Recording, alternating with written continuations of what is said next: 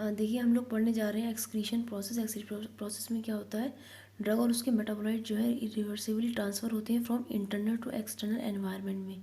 ठीक है, तो इसके बाद इसमें क्या होता है कि यहाँ पर जो है सबसे पहली बात, एक्सक्रीशन जो प्रोसेस है उसमें दो पार्ट में डिवाइड होती है। एक तो होती है जो किडनी के द्वारा, एक होती है अदर ऑर्गन के द्वारा। किडनी से हम लोग जो एक्सक्रीशन प्रोसेस करते हैं उसे बोलते हैं रीनल एक्सक्रीशन। और जो हम लोग जो है मेटाबोलाइट्स जो हम लोग अदर ऑर्गन के द्वारा एक्सक्रीशन होता है उसे बोलते हैं लंग्स और बाइलरी सिस्टम। लंग्स के द्वारा या बाइलरी सिस्टम के द्वारा या इंटेस्टाइन के द्वारा जो एक्सक्रीशन होता है, this is known as a non renal excretion. अब देखिए मैं आपको जो है ये एक्सक्रीशन की प्रोसेस समझाने वाली हूँ। एक्सक्रीशन की प्रोसेस जो है मेन बेस होती है नेफ्रॉन पर। हमारी किडनी के अंदर 1 मिलियन से ज़्यादा नेफ्रॉन प्रेजेंट होते हैं। ठीक है, सबसे पहले क्या होता है कि आपका जो ब्रांच ऑफ रीनल आर्टरी है, ठीक है, रीनल आर्टरी के थ्रू जैसे ही ब्लड आता है, यहाँ पर ग्लोमेरुलस में अंदर आता है ब्लड। तो ग्लोमेरुलस जो होता है वो बहुत सारी कैपिलरी का गुच्छा टाइप में होता है। ठीक है, तो यहाँ पर जैसे ही जैसे यहाँ पर ब्लड आता है तो ब्लड में एक हाइड्रोस्टेटिक प्रेशर एग्जर्ट होता है, जिस प्रेशर के थ्रू ये ब्लड यहाँ पर जमा हो जाता है। ठीक है, उसके बाद क्या होगा, यहाँ फिल्ट्रेशन प्रोसेस स्टार्ट हो जाएगी इस ग्लोमेरुलर कैप्सूल के अंदर। ठीक है, उसके बाद ये जो ब्लड है ये इस वेन के द्वारा होता हुआ जो है ये कनेक्ट होता है रीनल वेन में। ठीक है, अब जैसे ही यहाँ पर जो है ब्लड जैसे ही फिल्टर होता है, फिल्टर होने के बाद फिल्ट्रेट जो आता है फिल्टर होगा, उस फिल्ट्रेट के अंदर बहुत सारे कंपोनेंट होते हैं, जैसे कि लाइक यूरिन, वाटर, जो है आपका ग्लूकोज, ठीक है, और वाटर और अमाइनो एसिड्स और केरेटिनिन, ठीक है, हार्मोन्स, अदर्स ड्रग्स भी होती हैं। ये सारी की सारी जो होती हैं वो सब के सब आपका फिल्ट्रेट में आता है। ठीक है, उसके बाद ये फिल्ट्रेट जब निकल कर इन ट्यूब्यूल्स के थ्रू जाता है, ये इस ट्यूब्यूल को हम लोग कहते हैं प्रॉक्सिमल कॉन्वर्टेड ट्यूब्यूल। ठीक है, अभी यहाँ से होता हुआ इस बहुत सारे कंपोनेंट्स का रीअब्जॉर्प्शन हो जाता है, यानी ये दोबारा से ये कंपोनेंट जो है हमारी वेन्स में पहुंच जाते हैं। जहाँ जहाँ मैंने पॉइंट लगा हुआ है वो सब, जहाँ आर लिखा हुआ है, आर मीन्स रीअब्जॉर्प्शन। ठीक है, यहाँ पर वाटर जो होता है वो भी रीअब्जॉर्प्शन प्रोसेस के थ्रू, वाटर का भी रीअब्जॉर्प्शन हो जाता है एक्टिव प्रोसेस के थ्रू। यहाँ पर जो फिल्ट्रेट जो चलकर आता है वो फिल्ट्रेट एक किडनी वो फिल्ट्रेट जो होता है 125 ml पर मिनट होता है। ये 130 ml पर मिनट भी हो सकता है। ठीक है, दोनों ही वैल्यू सही है इसकी। और दोनों किडनी से जो फिल्टर होता है वो आपका 180 लीटर पर डे। एक ठीक है, दोनों किडनी के द्वारा जो फिल्टर होता है वो इतना होता है, उसकी वैल्यू इतनी होती है। ठीक है, तो ये जितने भी कंपोनेंट हमारे फिल्टर होकर आए हैं, सब फिल्ट्रेट के अंदर जो आए हैं, इनका मैक्सिमम कंपोनेंट का रीअब्जॉर्प्शन हो जाता है। बहुत कम ही मात्रा में ये ट्यूब्यूल्स को पास करते हैं। अब ये पास होते रहेंगे, यहाँ पर भी क्या होगा, रीअब्जॉर्प्शन हो जाएगा। ये जैसे ही ये जो पार्ट है इसे बोलते हैं loop of anal. Loop of anal में क्या होता है, यहाँ पर जो आर, यहाँ पे मैंने आर शो किया है, आर मीन्स यहाँ पे रीअब्जॉर्प्शन है। यहाँ पर भी वाटर का रीअब्जॉर्प्शन हो जाता है इन वेन्स में, वेन दोबारा से ब्लड इन वेन्स में ही चला जाता है। उसके बाद जैसे ही यहाँ पर आते हैं कुछ बचे हुए कंपोनेंट जो यहाँ पर आते हैं, वो सोडियम हुआ या कैल्शियम हुआ, ये इन कंपोनेंट का भी रीअब्जॉर्प्शन हो जाता है लूप ऑफ हेनले में।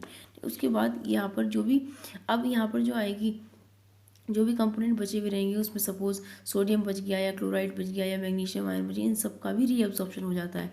उसके बाद देन नेक्स्ट यहाँ पर आते हैं, तो यहाँ पर भी यूरिया का, NaCl का, वाटर परमेबल मेम्ब्रेन होती है एक तरह की, ये यहाँ पे जो वाटर को परमेबल कर देती है, यूरिया, NaCl, इन सब का एक्सक्रीशन, इन सब का रीअब्जॉर्प्शन भी यहाँ पर हो जाता है। उसके बाद आते हैं आपके कलेक्टिंग ट्यूब्यूल्स। कलेक्टिंग ट्यूब्यूल्स में आकर बहुत ही कम कंपोनेंट बच जाते हैं, यानी बहुत ही वेस्टेज जो है, बिल्कुल वेस्टेज जो बच गया वही कलेक्टिंग ट्यूब्यूल में आता है, और फिर उसके बाद वो यूरेथ्रा के थ्रू बॉडी से बाहर निकल जाता है। यहाँ पर जो कलेक्टिंग ट्यूब्यूल में जो एक्सक्रीशन के द्वारा जो आता है, आपका जो भी वाटर सोल्यूबल सब्सटेंस है या जो नॉन वोलेटाइल सब्सटेंस है या जिनका मॉलिक्यूलर वेट 500 डाल्टन से कम है, वो उन सबका सब ये सारे कंपोनेंट एक्सक्रीशन प्रोसेस के थ्रू कलेक्टिंग ट्यूब्यूल्स में आकर बाहर एक्सक्रीट हो जाते हैं वो यूरिन के रूप में। ठीक है, और ये एक्सक्रीशन जो होता है यहाँ पर H2O का, सोडियम, क्लोराइड, पोटेशियम और कार्बोनेट्स आयन का होता है, और क्रिएटिनिन का भी एक्सक्रीशन हो जाता है। ठीक है, ओनली 1.5 लीटर ही यूरिन एक दिन में बाहर निकलता है। ठीक है, बाकी जितने भी कंपोनेंट हैं मैक्सिममली उन सब का क्या हो जाता है, रीअब्जॉर्प्शन हो जाता है, क्योंकि अगर ये सारे कंपोनेंट हमारे यूरिन से पास हो जाएंगे तो बॉडी में बहुत ज़्यादा वीकनेस हो जाएगी, ठीक है। अब उसके बाद बात आती है, ये यहाँ पे देखिए, यहाँ पर ये वाली जो ट्यूब्यूल्स इसे बोलते हैं प्रॉक्सिमल कॉन्वेटिव ट्यूब्यूल्स। यहाँ पर जो होती है ट्यूब्यूल, इसका नाम है डिस्टल कॉन्वेटिव ट्यूब्यूल्स, ठीक है। अब उसके बाद क्या होता है, ये तो हो गया आपका ग्लोमेरुलर फिल्ट्रेट का पोर्शन, ठीक है, ठीक है। ग्लोमेरुलर फिल्ट्रेशन में ये आपका ग्लोमेरुलस है, ग्लोमेरुलर फिल्ट्रेशन, ये आपका ग्लोमेरुलस कैप्सूल है। इस कैप्सूल के अंदर क्या हो रहा है, फिल्ट्रेट चन कर आ रहा है। यहाँ पर कुछ कंपोनेंट जो है वो यहाँ पर आ जाते हैं, मैंने लिख दिए हैं इस ट्यूब्यूल्स के अंदर कौन कौन से कंपोनेंट आते हैं। और मैक्सिमम जहाँ जहाँ आर डिनोट है, ये सबका सब क्या है, सबका क्या हो जाता है, रीअब्जॉर्प्शन हो जाता है, ठीक है। अब देन उसके बाद क्या होता है, ये तो हो गया आपका ग्लोमेरुलर फिल्ट्रेशन। ग्लोमेरुलर फिल्ट्रेशन के बारे में कुछ बातें और लिखी हुई हैं कि यहाँ पर जो फिल्ट्रेशन होता है, सिर्फ जब ब्लड यहाँ पर छनता है तो जो ब्लड सेल्स हैं, जो प्लाज्मा प्रोटीन्स हैं, और जो लार्ज मॉलिकुलर मॉलिक्यूल्स हैं, वो कैपिलरी में ही रिमेन रह जाते हैं, यानी इन्हीं कैपिलरी में रह जाते हैं, वो इसमें पास नहीं हो पाते। कौन कौन से, इनका फिल्ट्रेशन नहीं हो पाता, ब्लड सेल्स, प्लाज्मा प्रोटीन्स और लार्ज मॉलिकुलर वेट वाले जितने भी मॉलिक्यूल हैं वो फिल्टर नहीं हो पाते, ठीक है। यहाँ पर एक्सक्रीशन के लिए जो है फॉर्मूला लिखा हुआ है आपकी बुक में, rate of excretion is equals to rate of filtration plus rate of secretion minus rate of reabsorption, ठीक है। अच्छा, यहाँ पे जो फिल्ट्रेट होकर जाता है, जो फिल्ट्रेट आता है उसकी कंपोजिशन ब्लड की ही तरह होती है, लाइक उसके अंदर बस ब्लड सेल्स या प्लाज्मा सेल्स नहीं होती, वो होगी वो प्लाज्मा ही लाइक होता है, ठीक है। अब उसके बाद बात आती है यहाँ पर, जो आपकी बुक में जो ग्लोमेरुलर फिल्ट्रेट दिया हुआ है उसको मैं बता रही हूँ, ठीक है। देखिए यहाँ पर आपकी बुक में दिया हुआ है कि ये जो ग्लोमेरुलर फिल्ट्रेशन होता है नॉन सिलेक्टिव होता है, यूनी डायरेक्शनल प्रोसेस होती है, आयनाइज होता है, अनआयनाइज होता है। आयनाइज ड्रग या अनआयनाइज ड्रग ही फिल्टर हो पाते हैं एक्सेप्ट प्लाज्मा प्रोटीन, यानी प्लाज्मा प्रोटीन को छोड़कर ही जितने आयनाइज या अनआयनाइज मॉलिक्यूल है वही फिल्टर होते हैं, ठीक है। या फिर मैक्रो मॉलिक्यूल भी फिल्टर नहीं हो पाते, ना प्लाज्मा प्रोटीन फिल्टर होती है, ना ही मैक्रो मॉलिक्यूल फिल्टर होते हैं। क्रिएटिनिन, इंसुलिन और मैनिटोल या सोडियम थायोसल्फेट, ये इनका हम यूज़ GFR यानी ग्लोमेरुलर रेट फिल्ट्रेशन को एस्टिमेट करने के लिए, मेज़र करने के लिए इन तीनों कंपोनेंट का यूज़ किया जाता है, ठीक है। अब दूसरी बात आती है रीअब्जॉर्प्शन की। रीअब्जॉर्प्शन मैंने आपको बता ही दिया कि जितने भी कंपोनेंट फिल्ट्रेट होकर आते हैं मैक्सिममली रीअब्जॉर्ब द्वारा से ब्लड के अंदर चले जाते हैं, या एक्टिवली प्रोसेस के द्वारा, ठीक है। ये जो एक्टिवली प्रोसेस होती है ये प्रॉक्सिमल कॉन्वेटिव ट्यूब्यूल्स के अंदर होती है या डिस्टल कॉन्वेटिव ट्यूब्यूल्स के अंदर होती है।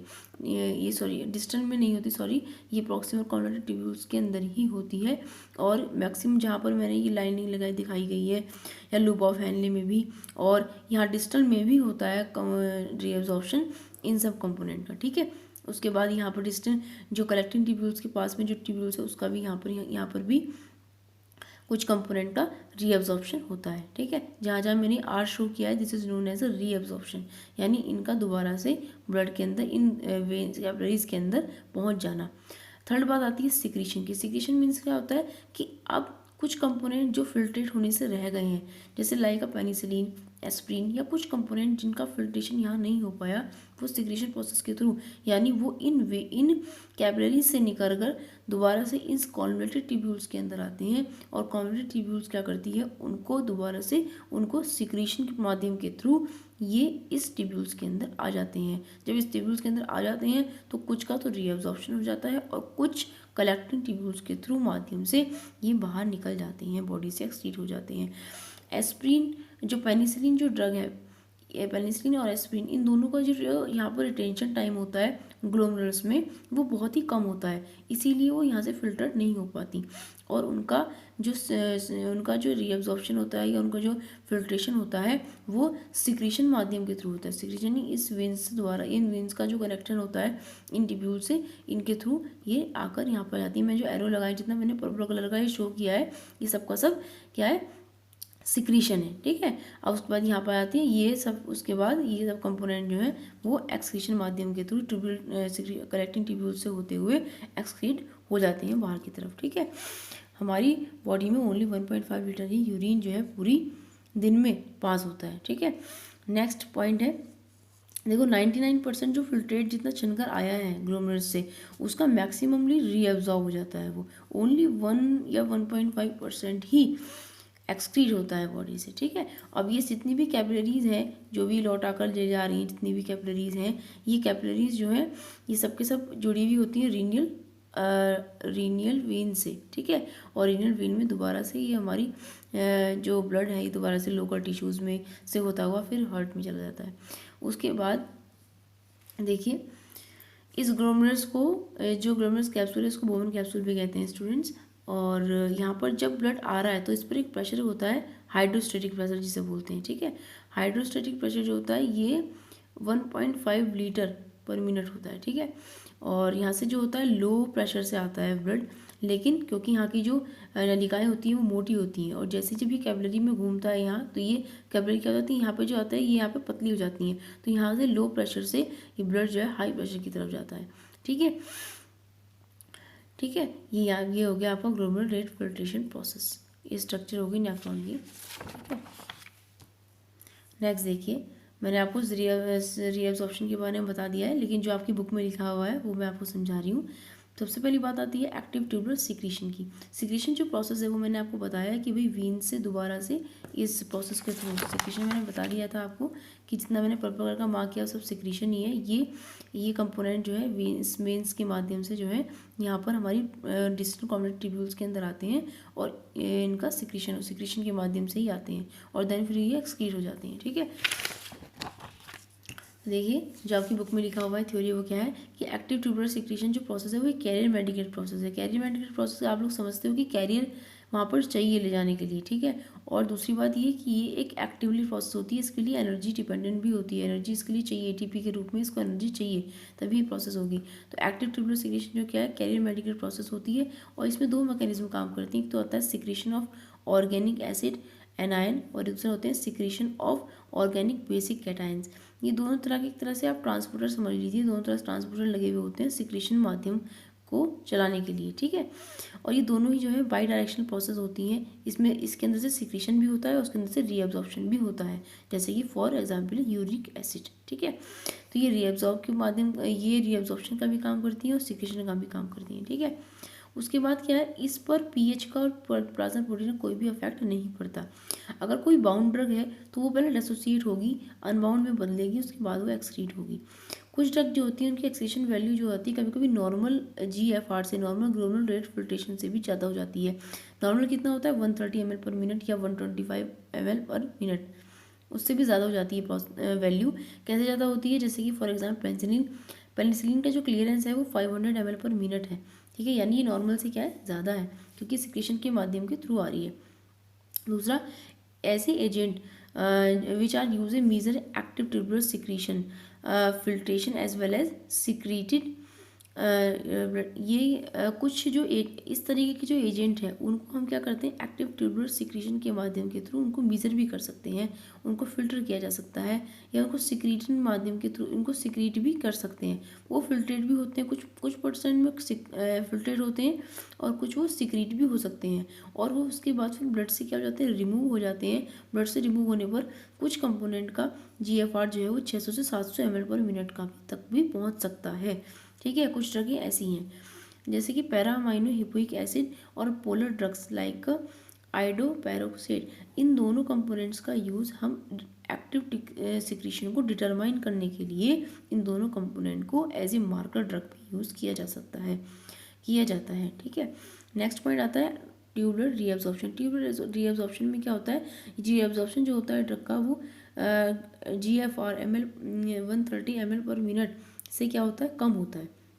जैसे ग्लूकोज है वो कंप्लीट, क्योंकि ग्लूकोज एज यहाँ पे एक्सेप्शन है, ग्लूकोज का कंप्लीट रीअब्जॉर्प्शन हो जाता है, सारा का सारा जो ग्लूकोज है दोबारा से हमारे ब्लड में चला जाता है, इसका क्लियरेंस क्या आता है 0, ये कुछ बहुत ही कम यूरिन से पास होता है, ठीक है, अगर किडनी सही काम कर रही है तब। नेक्स्ट है ट्यूबुलर जो रीअब्जॉर्प्शन है उसमें ये दो तरह से काम करता है। एक तो होता है इसमें एक्टिव ट्यूबुलर रीअब्जॉर्प्शन, एक होता है passive reabsorption. Active tubular reabsorption में क्या होता है कि थ्रेशोल्ड जो होती है एंडोजिनस सब्सटेंस की या न्यूट्रिएंट्स की बढ़ जाती है। एंडोजिनस सब्सटेंस न्यूट्रिएंट्स यानी जैसे इलेक्ट्रोलाइट हो गए, ग्लूकोज हो गए, अमीनो एसिड्स हो गए, ठीक है। और दूसरा पॉइंट क्या है कि यूरिक एसिड भी इसके अंदर रीअब्जॉर्ब हो जाता है एक्टिवली प्रोसेस के द्वारा, या ड्रग्स भी जो भी है वो भी एक्टिवली प्रोसेस के द्वारा जो है वो रीअब्जॉर्ब हो जाती हैं, ठीक है। जैसे फॉर एग्जांपल ऑक्सीप्यूरिनोल, ठीक है। तो सेकंड पॉइंट आता है पैसिव ट्यूबुलर रीअब्जॉर्प्शन। जो वाटर है, इनऑर्गेनिक साल्ट्स हैं या इनऑर्गेनिक आयंस हैं, आयंस है उनका क्या, उनका रीअब्जॉर्प्शन हो जाता है। वो रीअब्जॉर्प्शन जो है यहाँ पर मैंने शो किया गया है, ठीक है। ये रीअब्जॉर्प्शन जो है, लाइपोफिलिक जितनी भी ड्रग हैं वो तो रीअब्जॉर्ब हो जाती हैं, लेकिन जो पोलर मॉलिक्यूल है वो यूरिन से एक्सक्रीट हो जाते हैं, ठीक है। Diffusion of the drug depend on the, इस तरीके से जो ड्रग का डिफ्यूजन जो हो रहा है वो डिपेंड करता है पीएच पर, पीके पर और यूरिन फ्लो रेट पर। यूरिन पीएच, अब सेकंड फर्स्ट पॉइंट आता है यूरिन पीएच। यूरिन पीएच जो होता है वो 4.5 to 7.5 का होता है, इसके बीच ही हमारा यूरिन पीएच जो है वो वेरी करता रहता है, ठीक है। उसके बाद वो कभी भी एक नहीं होता, वो चेंज होता रहता है, वो हमारी फूड से या ड्रग्स पर भी डिपेंड करता है। जैसे कि फूड है, फूड अगर हम कार्बोहाइड्रेट ज़्यादा ले रहे हैं तो यूरिन का पीएच जो है वो बढ़ जाएगा, प्रोटीन ले रहे हैं तो यूरिन का पीएच घट जाएगा। जैसे कि फॉर एग्जांपल ड्रग भी है एसिटाजोनालामाइड और एंटासिड जो है वो एल्कलाइन करते हैं यूरिन को, एस्कॉर्बिक एसिड क्या करता है, एसिडिक करता है यूरिन को। उसके बाद आती है हेंडरसन, इसको सबको चेक करने के लिए हमने जो है हेंडरसन हेजरबीस इक्वेशन जो बुक में दी हुई है उसके द्वारा मैं आपको समझाती हूँ, उसको उसके द्वारा जो है क्लियर कर सकते हैं।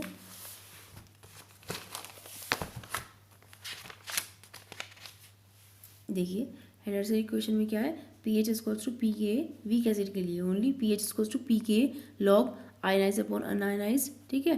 परसेंट आयनाइज निकाल लेंगे हम इसमें इस तरीके से, लॉग बेस 10 लेके, ठीक है। देन उसके बाद हम लोग वीक बेस के लिए जो लगाते हैं, वीक बेस के लिए ये इस तरीके से होता है, परसेंट आयनाइज आ जाएगा। इसमें जो कंसंट्रेशन रेशो आर है ड्रग का यूरिन के लिए, ठीक है, वो जो है हम उसको डिनोट करते हैं आर ए से।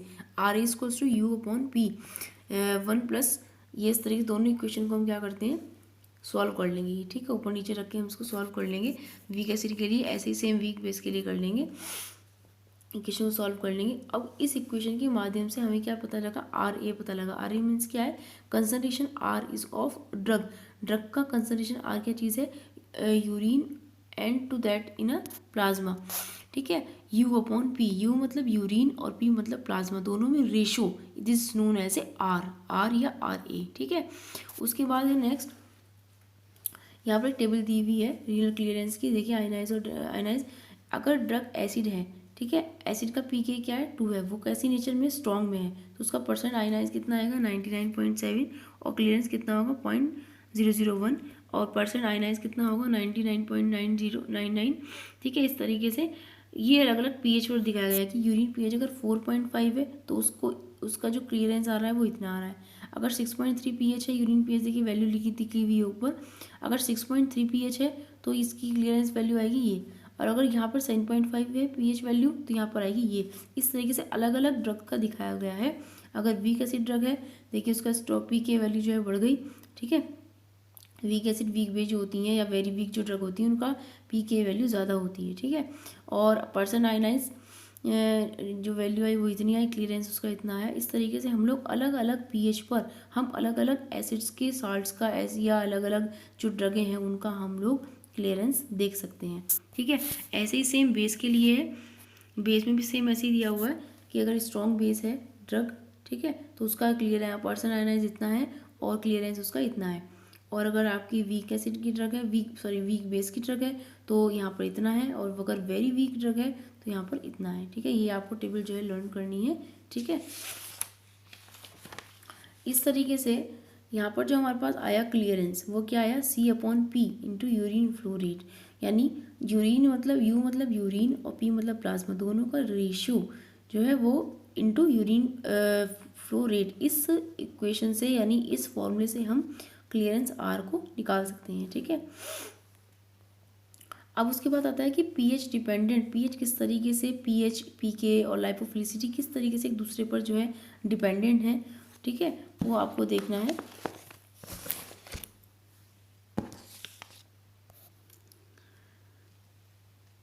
देखिए जितनी भी पोलर या आयनाइज्ड ड्रग हैं, ठीक है, जितनी पोलर या आयनाइज्ड ड्रग हैं वो उनका पुअरली रीअब्जॉर्प्शन होता है, यानी वो बहुत ही कम रीअब्जॉर्ब हो पाती हैं पैसिवली प्रोसेस के द्वारा, वो ज़्यादातर क्या होगा वो एक्सक्रीट हो जाएंगी रैपिडली, ठीक है।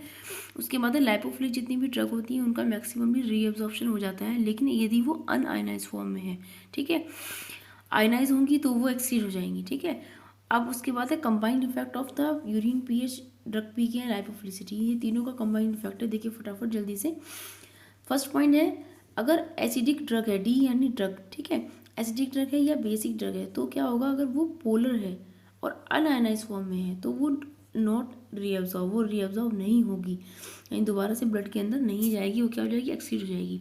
दूसरा आता है वेरी वीक, वी से मैंने वेरी डिनोट किया है, वेरी, ठीक है, वेरी वीक एसिड की अगर ड्रग है और नॉन पोलर है ड्रग, ठीक है, उसका पीके वैल्यू कैसी है, 8 है, यानी पीके वैल्यू ज़्यादा है, और वेरी वीक बेसिक ड्रग है यानी जिसकी पीके वैल्यू कितनी है, 6 से कम है, ठीक है, 6 से क्या है, कम है, तो क्या होगा, दोनों ही केस में क्या होगा, अगर ये दोनों अनआयनाइज फॉर्म में है, अनआयनाइज फॉर्म में होंगी तो क्या होगा, यूरिन पीएच पर, अगर वो यूरिन पीएच पर, किसी भी यूरिन पीएच पर अगर वो अनआयनाइज फॉर्म में है तो क्या होगा, उनको रीअब्जॉर्प्शन हो जाएगा, ठीक है।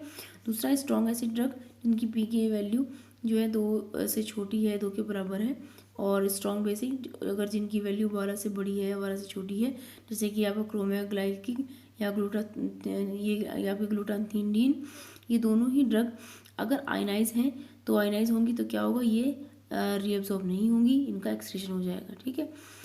अब उसके बाद है एसिडिक ड्रग, जिनकी पीके वैल्यू 3 से 8 के बीच में, जैसे कि आपकी नैरसेट्स, या फिर बेसिक ड्रग हैं जिनकी पीके वैल्यू 6 से 12 के बीच है, ये जैसे कि मॉर्फिन फॉर एग्जांपल, तो इनका क्या होगा, ये रीअब्जॉर्प्शन हो जाएगा, ये पीएच, यूरिन पीएच पे क्या करती हैं, डिपेंड करती हैं, और ये इनका रीअब्जॉर्प्शन हो जाएगा।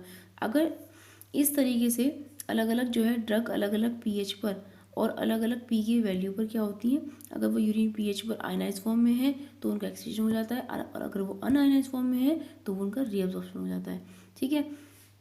देन उसके बाद इन सब कभी कभी क्या होता है, बहुत ज़्यादा टॉक्सिसिटी, अगर ओवरडोज हो गई है किसी वजह से, अगर ड्रग की ओवरडोज होती है तो ओवरडोज जो होता है वो क्या करती है, टॉक्सिसिटी को कॉज करती है, टॉक्सिसिटी को कॉज करती है तो क्या होता है, उसका एक्सक्रीशन जो होता है वो सेंसिटिव हो जाता है पीएच पर, यानी उसका पीएच सेंसिटिव हो जाता है एक्सक्रीशन के लिए, तो उस केस में क्या होता है, precipitation of sulfonamide in the renal tubule, renal tubules में सल्फोनामाइड्स का प्रेसिपिटेशन होने की वजह से ये क्रिस्टल यूरिया भी शो करती है, यानी जो भी क्रिस्टल यूरिया किडनी में हो सकते हैं या ट्यूब्यूल्स में हो सकते हैं, ठीक है। अब ये आपका जो प्रोसेस है यहाँ पर बुक में भी शो किया गया है, देखिए एक टेबल दी गई है, अगर वीक एसिड है तो उसका पीके वैल्यू क्या है, 3.8 से 8 के बीच है, तो वहाँ पे क्या होगा, अगर एसिडिक फिल्ट्रेट है तो वहाँ पे क्या होगा, नेग्लेजिबल आयनाइजेशन होगा, यानी आयनाइजेशन बहुत ही कम होगा, और जैसे ही ये ड्रग जो है, अब क्या होगा, इस ड्रग का, ये ड्रग जो है जब नेग्लेजिबल आयनाइजेशन हो तो क्या होगा, कि अनआयनाइज फॉर्म में रहेगी, अनआयनाइज फॉर्म में रहेगी तो क्या होगा, ये ट्यूबुलर वॉल प्लाज्मा से पास होगी, कुछ उसका रीअब्जॉर्प्शन भी होगा, रीअब्जॉर्प्शन हो जाएगा इसका पैसिवली, और जब इसका रीअब्जॉर्प्शन हो जाएगा तो ये जो है जब यहाँ पर ट्यूबुलर वॉल प्लाज्मा में रहेगी अनआयनाइज फॉर्म में, तो ये जो ड्रग है उसका फिर एल्कलाइन फिल्ट्रेट में आती है, तो यहाँ पे क्या होता है, इसका आयनाइजेशन हो जाता है, जब इसका आयनाइजेशन हो जाएगा तो ये ड्रग यूरिन में कुछ % लॉस हो जाएगी, ठीक है। सेम प्रोसेस होती है वीक बेस के साथ, वीक बेस जब इसका आयनाइजेशन सिग्निफिकेंट है, क्योंकि बच्चों एसिडिक है तो एसिडिक को अगर एसिडिक एनवायरनमेंट मिलेगा तो वो अनआयनाइज फॉर्म में रहेगी, और जब उसको बेसिक एनवायरनमेंट मिलेगा तो वो आयनाइज हो जाएगी। ऐसे ही सेम वीक बेस के लिए है, अगर उसको हम बेस है, अगर अगर हम उसको एसिड फिल्ट्रेट करा रहे हैं, मतलब एसिड अगर उसको एसिडिक मिल रहा है, एसिडिक अगर एनवायरनमेंट मिल रहा है तो वो क्या रहेगी, सिग्निफिकेंट आयनाइजेशन होगा उसका, नहीं बहुत ही कम होगा, यहाँ पे क्या होगा, इसका आयनाइजेशन हो जाएगा, ठीक है, सॉरी आयनाइजेशन हो जाएगा यहाँ पे, ठीक है। जब उसका आयनाइजेशन हो जाएगा तो क्या होगा, कुछ % तो ये ड्रग जो है यूरिन से लॉस्ट हो जाएगी, और कुछ इसका क्या हो जाएगा, रीअब्जॉर्प्शन हो जाएगा, ठीक है। अब उसके बाद ये जब ट्यूबुलर में जाएगी, यहाँ पर ट्यूबुलर में जाती है तो ये जो बेसिक ड्रग है ये यहाँ पर टूट जाती है, आयनाइज हो जाती है, और इसकी कुछ मात्रा जो है वो एल्कलाइन फिल्ट्रेट में जब पहुँचती है तो यहाँ पर इसका आयनाइजेशन नहीं होता, यानी ये अनआयनाइज फॉर्म में रहती है, और इसका जो जो यहाँ पर जो ये आयंस जो टूटे थे, ठीक है, ये आयंस जो है कुछ कुछ मात्रा में यूरिन से पास हो जाते हैं, ठीक है। तो इसलिए यहाँ पर जो ड्रग जा रही है यहाँ पर आई, फिर उसके बाद ये एल्कलाइन फिल्ट्रेट में जाकर कुछ % क्या होगा, इसका रीअब्जॉर्प्शन हो जाएगा। तो जैसा जिसको माध्यम मिल रहा है, अगर एसिडिक है उसको एसिडिक मिल रहा है एनवायरनमेंट तो वो उसका रीअब्जॉर्प्शन हो जाता है, तो अगर बेसिक है तो बेसिक का एनवायरनमेंट मिल रहा है तो उसका फिर कुछ % रीअब्जॉर्प्शन होता है, कुछ वो जो है आयनाइज में टूट जाती है, जब उसका आयनाइजेशन हो जाएगा तो वो कुछ % जो है यूरिन में लॉस हो जाएगी, और कुछ उसका रीअब्जॉर्प्शन हो जाएगा, ठीक है। तो ये यहाँ तक जो है आपका कंप्लीट हो गया है। Okay, thank you.